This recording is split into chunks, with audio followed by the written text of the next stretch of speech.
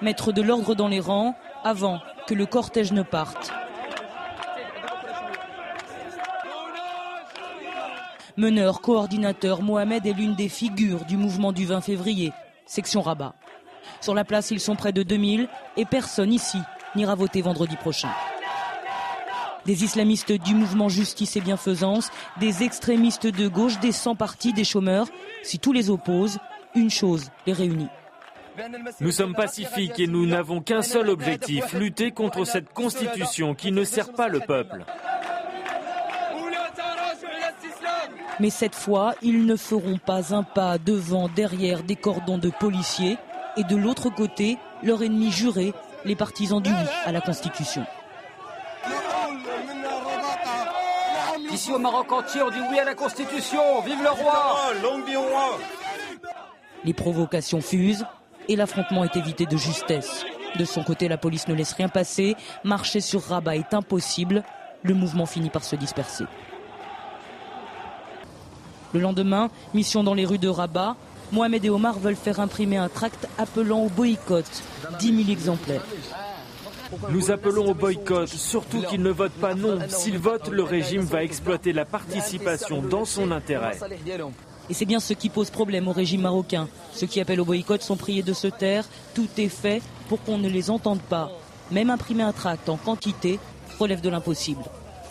Nous avons équipé Mohamed et Omar d'une caméra cachée pour en avoir le cœur net. Je ne peux pas imprimer sans autorisation. Pourquoi? C'est interdit sans autorisation, c'est interdit.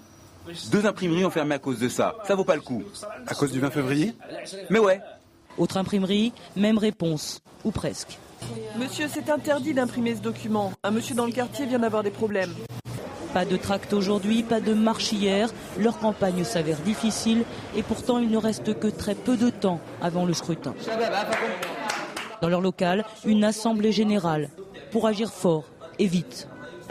Il y a urgence là, on ne sait même pas si les tracts seront prêts. Après des heures de débat, une manifestation est calée à l'arraché. Les actions coups de poing, c'est tout ce qu'il leur reste pour faire entendre leur voix. Bonsoir Younes Benmoumen, président de CAP Démocratie Maroc. C'est une tendance du mouvement du 20 février. Vous dites non au référendum, pourquoi ? Principalement pour 2 raisons. La première d'entre elles tient à la nature du processus qui a donné lieu à ce référendum.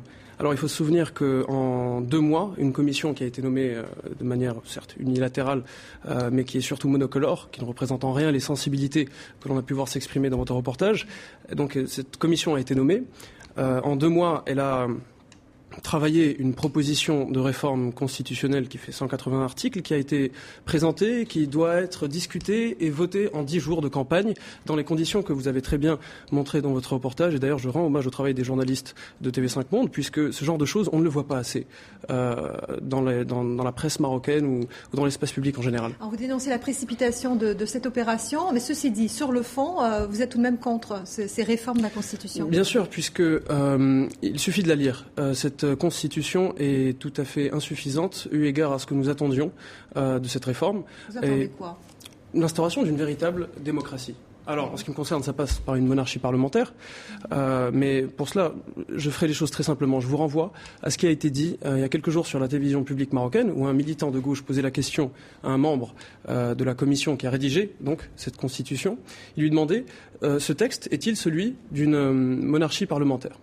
Le membre de la commission a répondu non, plusieurs fois non. Il ne s'agit pas d'une monarchie parlementaire. Alors de quoi s'agit-il au juste si ce texte, si cette constitution n'instaure pas une démocratie au Maroc ? À mon avis, il s'agit tout simplement d'un plébiscite. Et c'est pour ça que nous faisons tant de difficultés, que le régime marocain fait tant de difficultés aux partisans du non et surtout à ceux du boycott pour les empêcher de s'exprimer. Alors vous considérez que ces réformes ne vont pas assez loin. Je rappelle que le principal point de cette réforme, c'est le rééquilibrage des pouvoirs du Premier ministre. Le Premier ministre aura donc plus de pouvoir. Est-ce que ce n'est pas néanmoins une première étape vers la démocratie ? Vous savez, avec la constitution précédente, on aurait pu nous dire, on nous a dit d'ailleurs, cette constitution peut être porteuse de démocratie, elle contient un certain nombre de potentialités. Nous sommes exactement dans le même cas de figure avec celle-ci. Et à mon avis, ce sont des choses qu'il faut savoir dépasser au bout d'un moment. Pour vous donner un exemple très simple, j'apprends il y a 2 jours que le ministre de la Communication appelle la rédaction de Dubaï TV pour demander à licencier 2 journalistes dont le tort de l'un d'entre eux, à vrai dire, était d'être membre de ce mouvement du 20 février. Donc on ne peut pas, d'une part, appeler à la démocratisation du pays, présenter un texte comme étant progressif alors que pour beaucoup d'entre nous, il ne contient qu'un certain nombre d'artifices sémantiques, et de l'autre côté, continuer avec des pratiques qui sont celles des années de plomb et que l'on croyait totalement révolues. Très rapidement, vous allez continuer les manifestations après le référendum ? Écoutez, c'est un point qui reste à voir. On verra d'abord comment se passera le référendum. On sait très bien que le texte sera adopté, mais je pense que, quoi qu'il en soit, le mouvement doit capitaliser sur ses acquis, et le premier d'entre eux, c'est cette espèce de liberté d'expression nouvelle qui a déferlé sur le Maroc et qu'il convient de sécuriser. Merci Younes Ben Moumen. Je vous en prie.